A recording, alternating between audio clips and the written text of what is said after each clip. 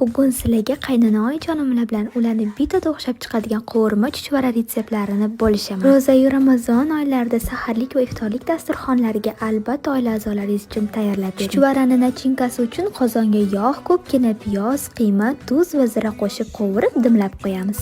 Xamir uchun alohida tovada qo'y dumbasini eritib olamiz. Xavotir olmang, hech qanaqa hidam maza ham kelmaydi. Juda ham mazali xamir bo'ladi. Tog'ora ichiga un, tuxum, tuzli suv va qo'y yog'ini aralashtirib xamir qilib olamiz. Mahsulotlarni qancha ketishini videoning tagida qoldiraman. Shunaqa uch suvala xamir chiqadi. Xamirlarimiz tinmaguncha katta qozonga 2 litr yog' solib, qizdirishga qo'yib qo'yamiz. Orada xamirlarimiz tinvoldi. Birin-ketin yoyib, qiymalarni solib to'kib tashladik. Qovurma chuchvarani biza qarindoshimizning to'ylarini tog'oralariga tayyorladik. Shuning uchun xamir 3 zuvala qilingan. O'z oila a'zolaringiz uchun bir zuvaladan qilsangiz ham bir tog'oracha chuchvara tayyor bo'ladi. Asosiysi bu retsept bilan qilsanglar bitada o'xshab chiqadi, kumur bo'lib, og'izga yoqadigan juda ham mazali bo'ladi. Albatta har bitta yaxshi narsani orqasida mehnat yotadi. Buni ham pishirish oson emas qizlar. Tog'oraga qilmoqchi bo'lsanglar, albatta yoningizda yordamchilar bo'lsin. Aytgancha videoda ishlatgan qozon, tavalarim, kapkir naborlarim, pichoq naborlarim hammasi